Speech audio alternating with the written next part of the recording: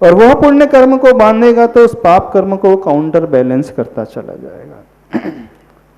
लेकिन इस संतति को तोड़ने का रास्ता तो बहुत ऊपर का है, वो तो समस्त परिग्रह पाप को त्याग करके दीक्षित होकर के वो है।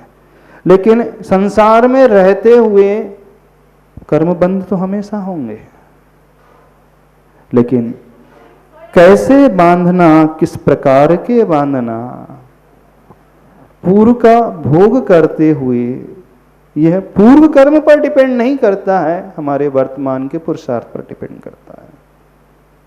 आप गरीबी में पैदा हुए, अब कोसते रहो, दुखी होते रहो, विकल्प होते करते रहो, पैसे का रोना रोते रहो और नए कर्म बांधेंगे पाप कर्म। लेकिन यह मान करके अब ठीक है मैंने पूर्व में ऐसा किया था, उसको भोगना है, ठीक है इसी में मैं अच्छे से समता से एडजस्ट करूंगा, तो एक बैलेंस। हाँ क्या पूछ रहे थे? नमोस्तु मुनि सर। हाँ नमोस्तु मुनिराज। जेकर अपने काजे कोई कर्म बांधते ही नहीं है, सब दूसरे दूसरे के काजे बांधते। अपने काजे कोई नहीं बांधता, दूसरे के काजे बांधते हैं। क्यों बांधते दूसरे के लिए? दूसरे के बारे में सोचत रहे। अच्छा दूसरे के बारे में सोचत रहे, किसके बारे में? बेटे के बारे में, बहू के बारे में, पोती के बारे में, पोते के बारे में। अपने कारण नहीं, मोह के कारण वह सोचता रहता है। यानी वो यहाँ गाफिल होते हुए आया है, मोह के कारण वह पर को अपना बना रहा है। मोह के कारण आपने उसे अपना बेटा मान लिया, पूर्व में आपका बेटा नहीं था, पड़ोस में बैठ पैदा हुआ शत्रु था वो। उसने कर्म कुछ ऐसे मानने कि इस घर में आकर के पैदा हो गया, अब आपको बेटा अथवा पोता अथवा पोती नजर आने लगी, पर पूर्व में वही आपकी शत्रु थी। फिर तो आचार्य भगवान कह रहे हैं उस मोह को समझो तो सही, क्योंकि मोह से ऊपर उठने का ही रास्ता यह है कि हम समता से झेलें। जितना मोह भीतर होगा वो उस मोह के वशीभूत होकर के हमेशा कषाय के भाव यानी राग और द्वेष के भाव, संकल्प और विकल्प के भाव हमेशा करता रहेगा।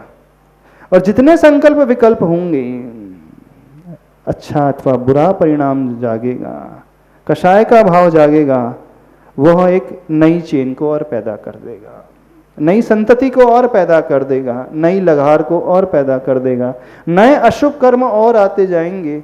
अब वह अशुभ कर्म फिर भविष्य में उदय में आएंगे, फिर उसके उदय में हमारे परिणाम हमारे आश्रित नहीं रहेंगे, फिर हम नया बांधेंगे, तो ये श्रृंखला तो कभी टूटेगी ही नहीं।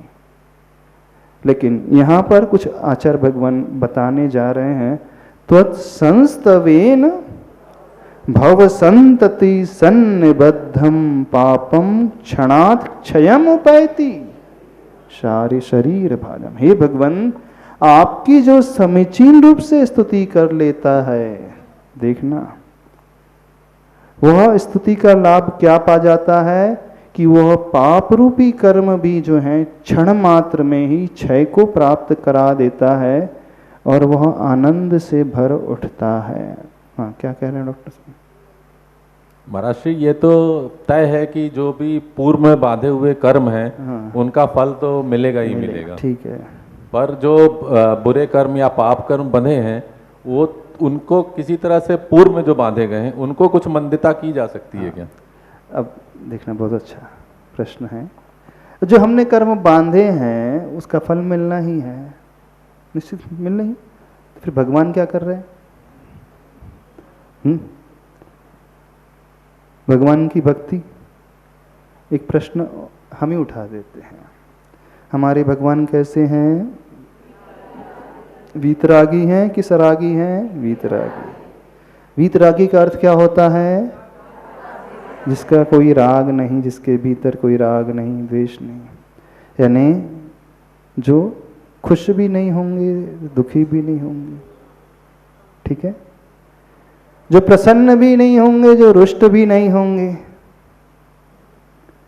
जो कुछ देंगे भी नहीं और कुछ लेंगे भी नहीं। जब भगवान भी वीतरागी हैं, उन्हें किसी से कुछ लेना देना ही नहीं, तो फिर हमारे पाप कर्म कैसे काट देंगे वो? है ना? आप लोग सुनते होंगे ना, जैनों के भगवान तो वीतरागी भगवान होते हैं, जिनके तन पे एक वस्त्र नहीं, जिनके पास कुछ नहीं होता है, वे हमारे लिए कैसे पैसा देंगे, वे हमारे लिए कैसे घर मकान देंगे, वे हमारे लिए कैसे सुख सुविधाएं देंगे, क्योंकि उन्हें अपने आत्मज्ञान में, अपने आत्म सुख में लीन रहना है, उन्हें किसी से कुछ लेना देना नहीं। फैक्ट बात यह है, भगवान वीतरागी है। न पूजयार्थस्त्वयि वीतरागेन निंदयानाथ विवांत वैरे। हे भगवान, आप वीतरागी, आपको कोई पूजा से प्रयोजन नहीं है और आपको निंदा से भी कोई प्रयोजन नहीं है। आपकी कोई लाख पूजा कर ले तो आप खुश नहीं होंगे, कभी उसके कभी प्रसन्न नहीं होंगे। और आपकी निंदा कर ले, कोई आपको गाली दे दे, आपके ऊपर उपसर्ग कर ले, आपको थूक भी दे, तो आप कभी रुष्ट नहीं होंगे। बिल्कुल फैक्ट है, जैनों के भगवान बिल्कुल ऐसे ही होते हैं। आप उनकी खूब आरती उतारो, कभी खुश नहीं होंगे वो। खूब विधान कर लो, खूब पूजा कर लो, खूब चढ़ावा चढ़ा लो, कभी प्रसन्न नहीं होंगे। और उनके पास दर्शन करने भी ना जाओ तो कभी शिकायत नहीं करेंगे, बहुत दिन से तुम आ ही नहीं रहे आजकल। हाँ, मैं देख रहा हूँ इतने दिन हो गए, आ ही नहीं रहे, क्या बात है। उन्हें कोई फर्क नहीं पड़ेगा। अब जिन्हें पूजा से भी कुछ लेना देना नहीं, निंदा से भी कुछ नहीं लेना देना नहीं है, तो वो हमारे कर्म, हमारे पाप को कैसे नष्ट कर देंगे। कई बार समझाते हैं ना लोग, बोले इस कारण वीतरागी भगवान के पास से तो कुछ मिलना धलना है ही नहीं, क्यों उनके पास जाना। जब दुख के क्षण आए तो सरागी के पास चलो। अरे जिसके पास जो होगा वही देगा ना।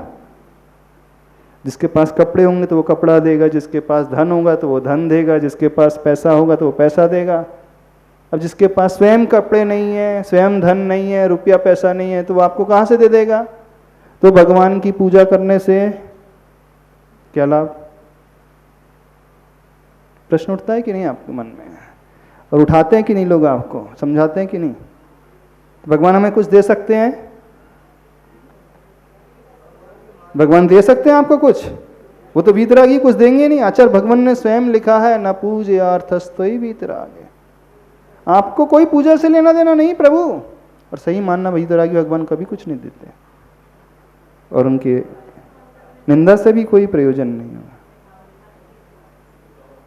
फिर भी यहाँ पे आचार्य भगवान लिख रहे हैं, त्वत्संस्तवेन भवसंतति सन्निबद्धम पापम क्षणात् क्षयम उपैति शरीर भाजाम।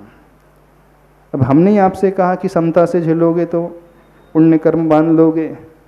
जब समता से झेलने से ही बंद रहे तो भगवान की भक्ति से क्या मिल रहा। जब समता ही रखना है, अच्छे से सहन करना है, कर्म का उदय, हमारे ही पाप कर्म का उदय है, हमें अच्छे से झेलना है, तो हम क्यों भक्ति करें। महाराज श्री, भक्ति से ही तो समता आएगी। हाँ, क्यों भगवान की स्तुति करें। कितने लोग के मन में प्रश्न उठता है ये, भगवान हमें कुछ नहीं दे सकते, भगवान वीतरागी है।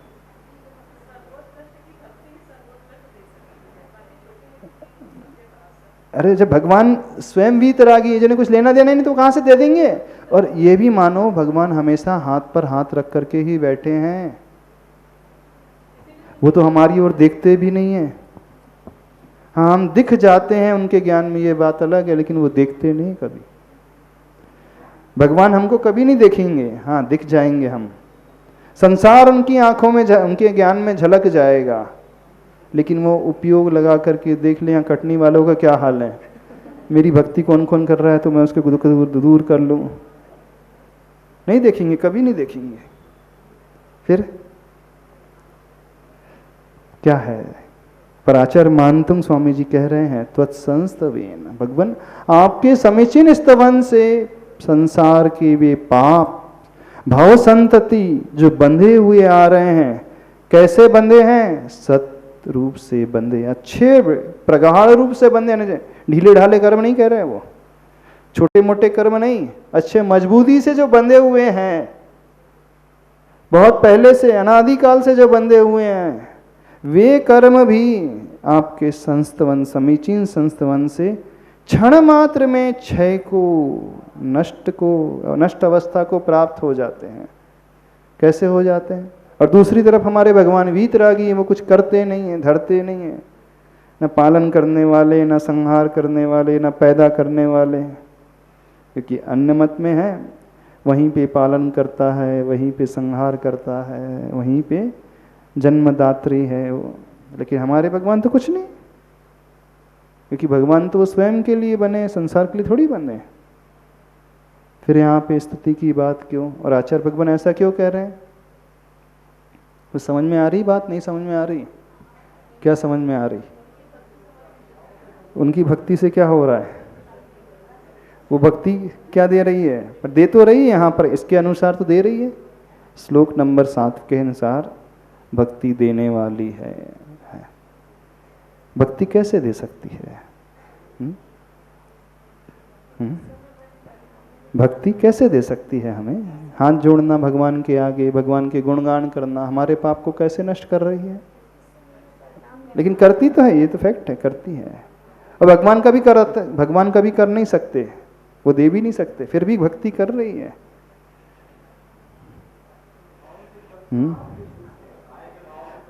भगवान कभी देते नहीं हैं, लेकिन भगवान के बिना कभी मिलता भी नहीं।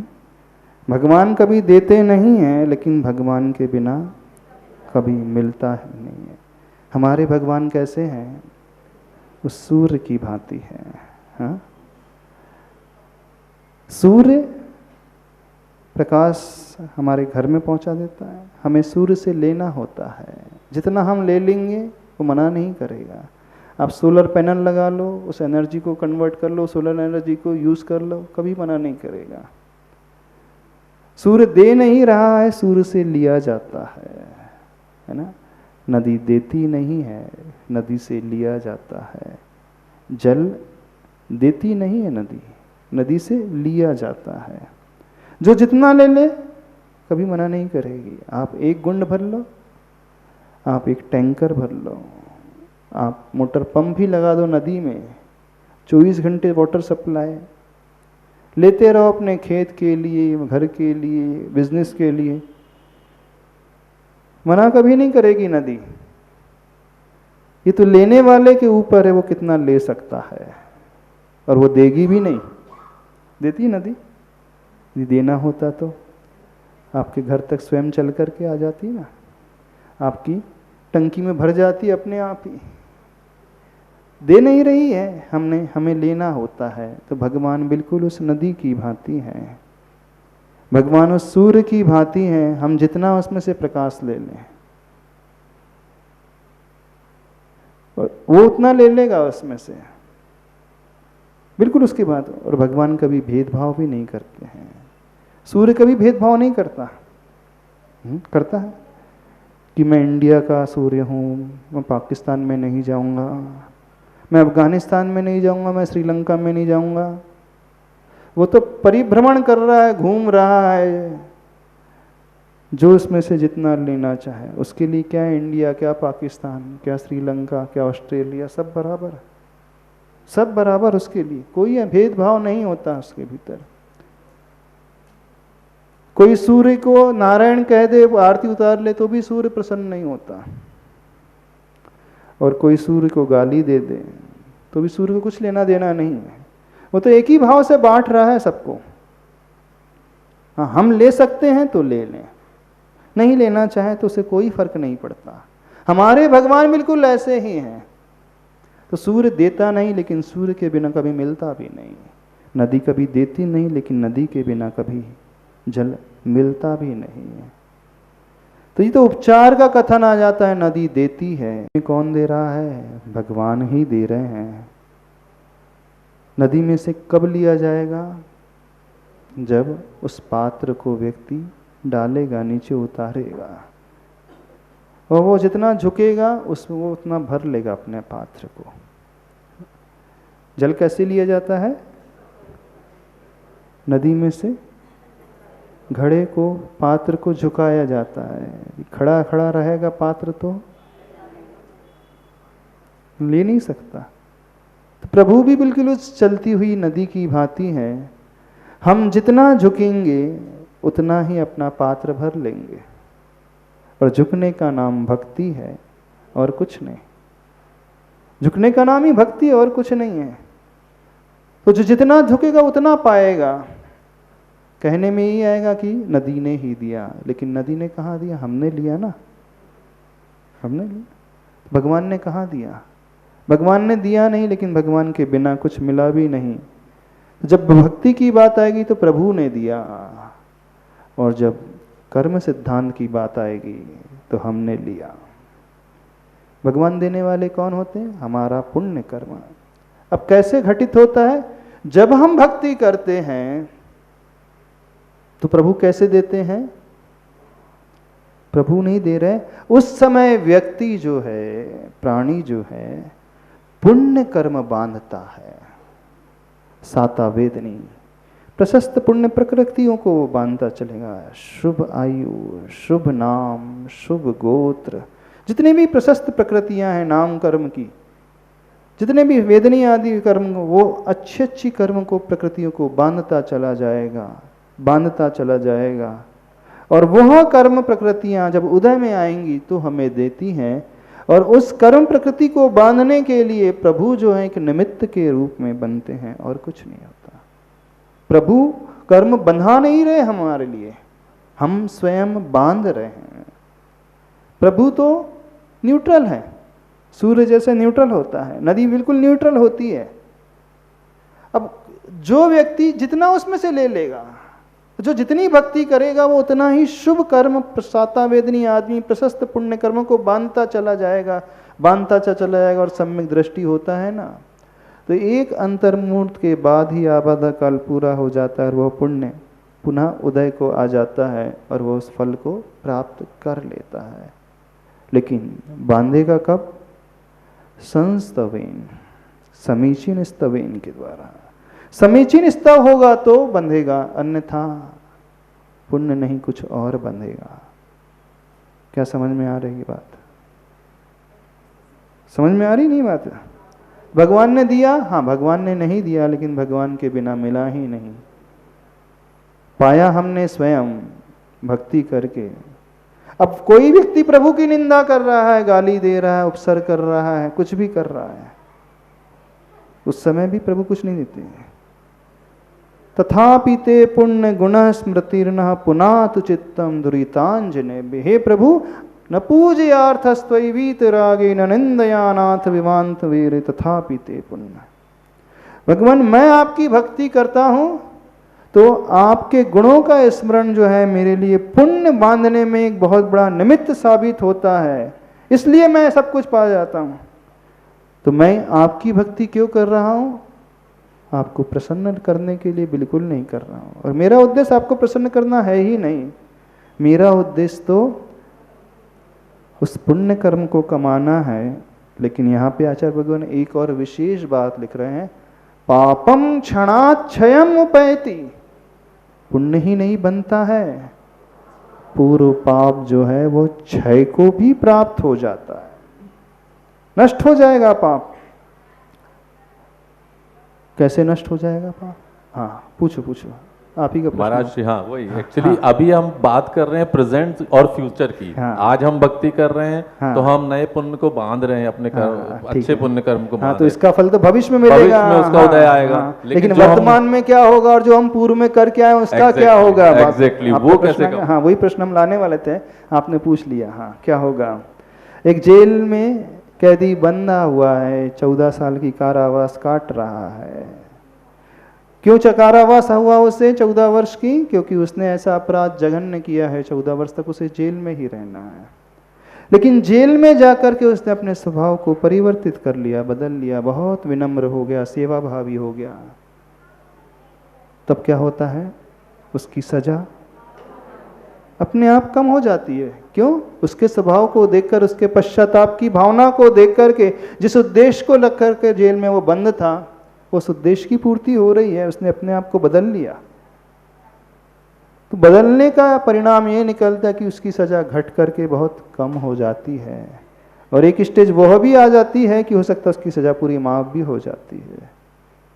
तो यह नहीं कह रहे कि भविष्य में ही मिलेगा। देखना, भगवान की भक्ति भविष्य में ही फल दिला रही है, ऐसा नहीं।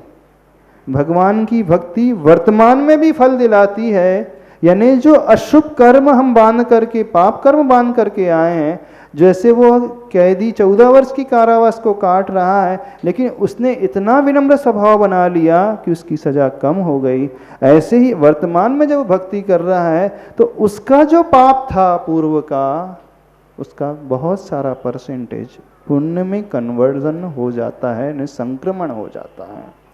वही संक्रमण यहां पर कहा जा रहा है क्षय को प्राप्त हो जाता है। नहीं समझ में आ रही बात? अब कितना कन्वर्ट होगा? जितना समीचीन भाव उसके स्तवन में होगा, समझना, जितना योग्य तरीका उसका होगा, जितनी समीचीन तरीके को वो अपनाएगा, जितना उसका शुद्ध भाव होगा, जितनी उसकी शुद्ध अंदर की इलेच्छा होगी, शुद्ध अच्छे से अच्छे परिणाम होंगे, निस्वार्थ भाव होंगे, उतना ही ज्यादा वो पाप कर्मों को पुण्य में कन्वर्ट करा लेगा। तो भविष्य में तो मिलेगा ही। अतीत की सजा भी घट करके कम हो जाती है और एक ऐसी भी स्टेज आती है कि वह शून्य भी हो जाती है। आचार्य वीर सेन स्वामी जी कहते हैं, जिन बिंब दंसनादो निदत्ते निकाचित कम्मस विखयम उवलंभादो।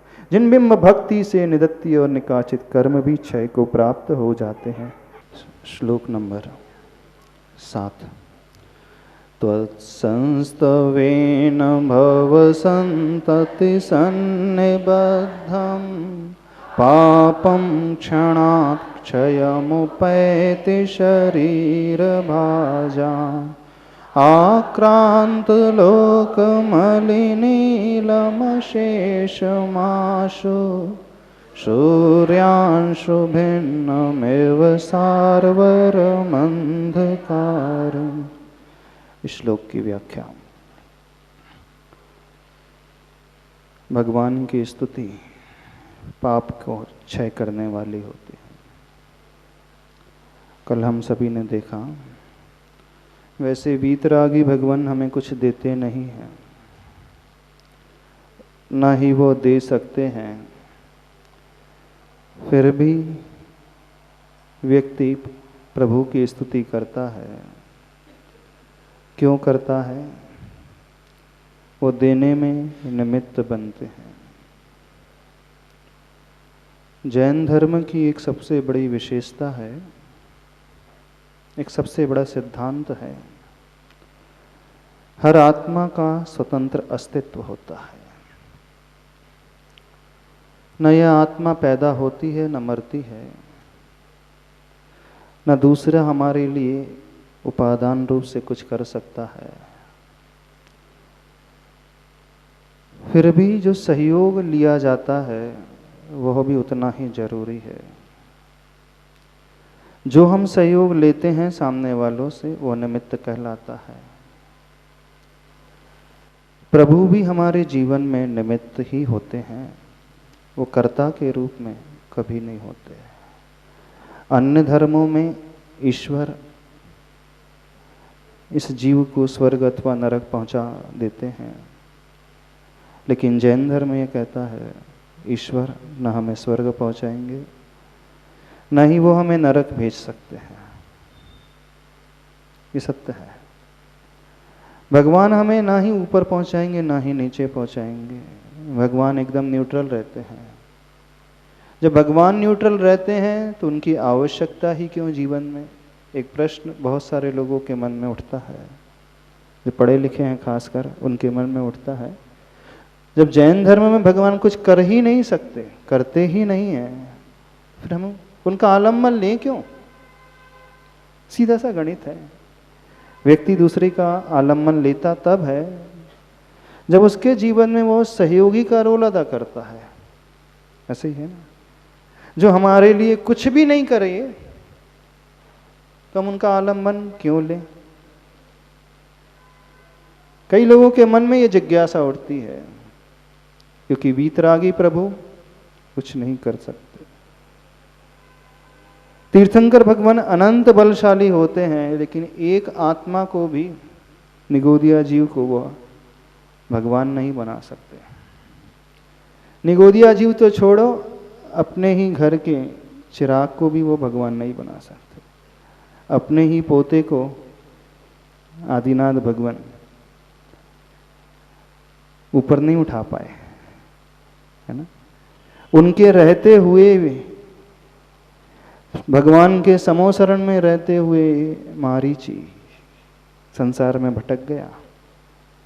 उनके उपदेश को सुना, लेकिन प्रभु बलात् उसे ऊपर नहीं उठा सकते। स्वयं उनका वो पोता था।